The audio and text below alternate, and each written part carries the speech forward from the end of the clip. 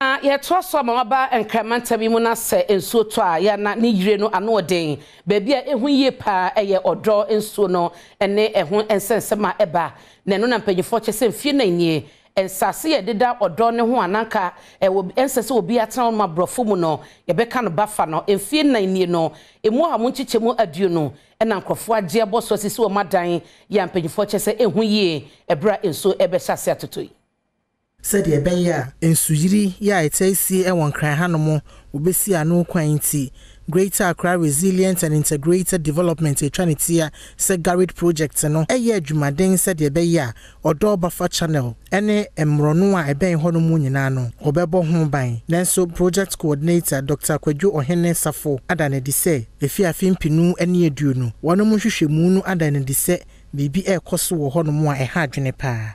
Downstream from past Odonographic Road into the Kole, the analysis we have done from 2000 to 2020, we see that we have lost every year 5% of the buffer space through people indiscriminately filling up with whatever material to recover the land.